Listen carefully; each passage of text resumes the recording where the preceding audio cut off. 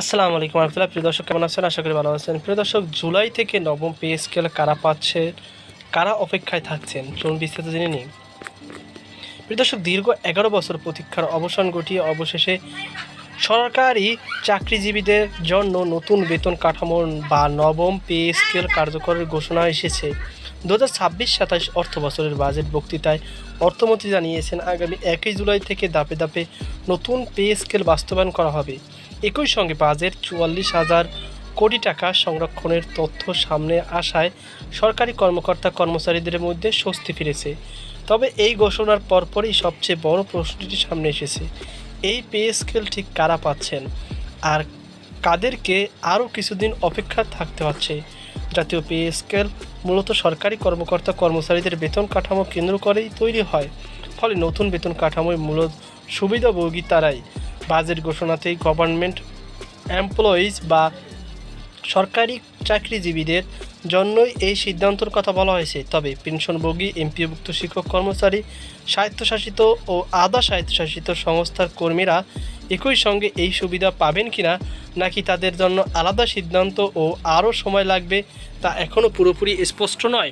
Budget পরবর্তী আলোচনা, অর্থ মন্ত্রণালয়ের প্রস্তুতি এবং সংশ্লিষ্ট পক্ষগুলোর প্রতিক্রিয়া বিশ্লেষণ করলে দেখা যায়, নবম পে স্কেল এখন সবার জন্য সমানভাবে নিশ্চিত সুবিধা হয়ে ওঠেনি, বরং এটি ধাপে ধাপে বাস্তবায়নের পথে থাকা একটি রাজনৈতিক প্রশাসনিক সিদ্ধান্ত। চলতি বাজেটের নতুন পে স্কেলের আংশিক বাস্তবায়ন জন্য 44,000 কোটি টাকা সংরক্ষণের কথা জানা গেছে। অর্থমন্ত্রী 1 জুলাই থেকে নতুন পে কাঠামো কার্যকরের ঘোষণা দিলেও কীভাবে, কাদের আগে এবং কাদের পরে এই সুযোগ সুবিধা দেওয়া হবে সে বিষয়ে বিস্তারিত বাস্তবায়ন পদ্ধতি এখনও প্রকাশ হয়নি। সংশ্লিষ্টদের তথ্য অনুযায়ী বরাদ্দটি সরাসরি স্যালারি অ্যান্ড অ্যালাউন্সেন্স খাতে না দেখিয়ে প্রকৃত জনসেবা বা নেট পাবলিক সার্ভিসের আওতায় রাখা হয়েছে। এই অর্থ সরকারি কর্মকর্তা কর্মচারীদের, পেনশনভোগী ও এমপিওভুক্ত শিক্ষক কর্মচারীদের সম্ভাব্য সমন্বয়ের জন্য ব্যবহার হতে পারে, তবে তা নির্ভর করবে বাস্তবায়নের গতি ও সরকারের চূড়ান্ত সিদ্ধান্তের উপর। অর্থ মন্ত্রণালয়ের কর্মকর্তাদের তথ্য অনুযায়ী যে ফর্মুলা নিয়ে আলোচনা চলছে তাতে প্রথম ধাপে সংশোধিত বেসিকের 50%, পরের ধাপে বাকি 50% এবং বাতাদি পরে সমন্বয় পরিকল্পনার বিবেচনায় আছে। এর অর্থ নতুন পে স্কেল কার্যকর মানেই সবাই 1 জুলাই থেকেই পুরো সুবিধা হাতে পাবে এমনটি নয়, বরং এটি হবে ধাপে ধাপে আর্থিক সক্ষমতা অনুযায়ী বাস্তবায়িত একটি কাঠামো।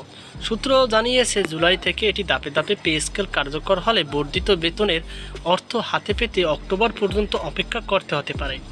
নবম পে কমিশন সর্বনিম্ন বেতন 8,250 টাকা থেকে বাড়িয়ে 20,000 টাকা এবং সর্বোচ্চ বেতন 78,000 টাকা থেকে বাড়িয়ে 1,60,000 টাকা করার সুপারিশ করেছে। বিভিন্ন গ্রেডে 100 থেকে 142% পর্যন্ত বৃদ্ধির প্রস্তাব আলোচনায় আছে। ফলে সরকারি চাকরিজীবীদের জন্য এই ঘোষণা কেবল প্রতীকী নয়, বাস্তব আয় বাড়ার সম্ভাবনাও বড়। তবে চূড়ান্ত গেজেট, গ্রেডভিত্তিক ফর্মুলা এবং প্রথম ধাপে কত শতাংশ কার্যকর হবে এসব এখনও প্রকাশ না হয় তারাও পুরো অঙ্ক নিয়ে নিশ্চিত হতে পারছে না। তো প্রিয় দর্শক, এই ছিল আমাদের সর্বশেষ আপডেট। সকল ভালো থাকুন, সুস্থ থাকুন। আজকে পর্যন্ত আল্লাহ হাফিজ।